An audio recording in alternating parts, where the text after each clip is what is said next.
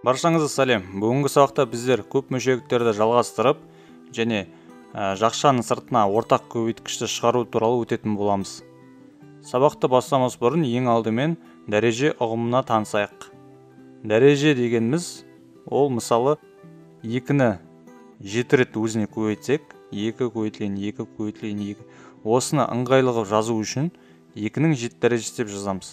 Яғни санның жоғарына оны өзіне неше рет көбейтілгені жазылады.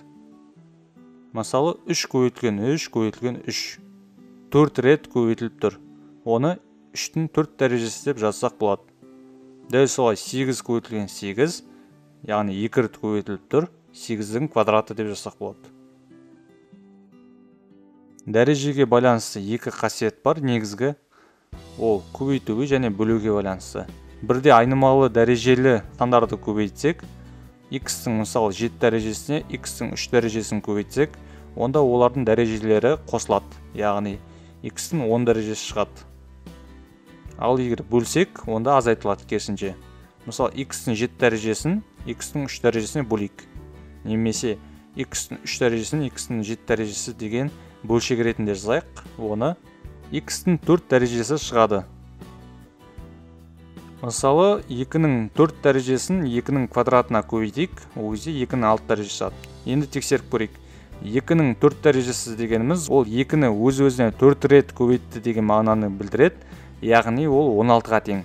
16 көбейтілген 2-нің квадраты дегеніміз ол 4-ке тең. 16-ны 4-ке көбейтсек 64 шығады. 64 дегеніміз ол 2-нің 6 дәрежесіне тең.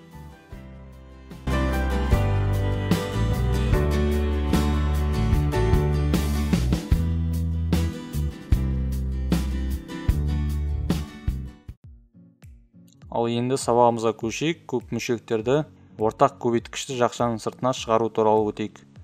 Мысалы xk қосылған xl қосылған xm деген көп мүше болсын. Олардың ортақ көбейткіші x, себебі барлығы x-ге көбейтіліп тұр.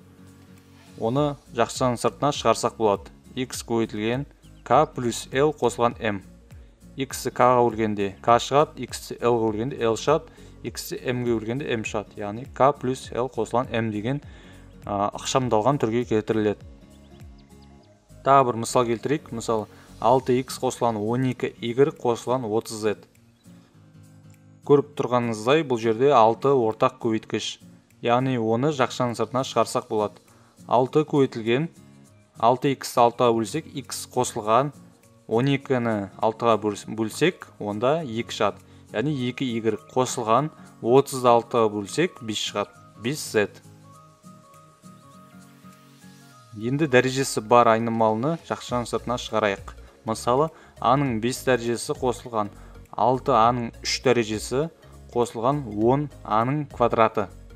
Бұл жерде a деген ортақ көбейткіш және дәрежесі ең кішісін жақшаның сыртына шығарамыз. Бұл жерде a-ның квадраты ең кіші, яғни соны жақшаның сыртына шығарсақ, a-ның квадраты көбейтілген a-ның 5 дәрежесінен a-ның 2 дәрежесін бөлсек, дәрежелер азайтылады, яғни a-ның 3 дәрежесі шығады.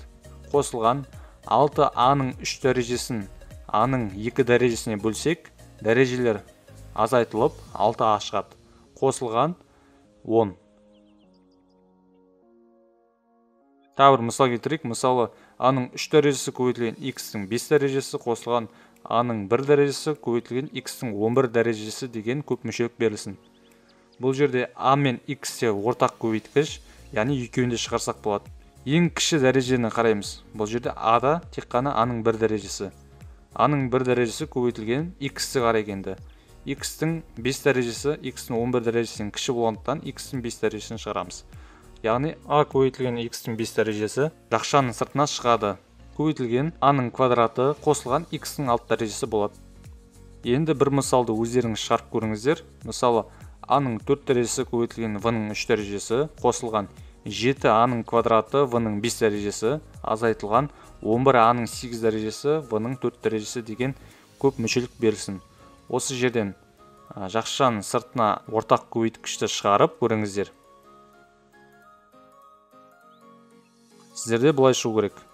a-ның квадраты көбейтілген v-ның 3 дәрежесі жақшаның ішінде а-ның квадраты қосылған 7v-ның квадраты азайтылған 11 а-ның алты дәрежесі v. Сізде шықты деп ойлаймын. Егер түсінбеген болсаңыздар, видеоны қайталап көріп, түсініп қараңыздар. Назарларыңызға рахмет, сау болыңыздар.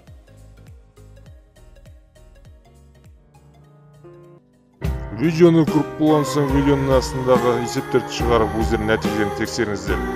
Intense Maths онлайн курс сіздермен бірге. Математиканы бірге үйренейік.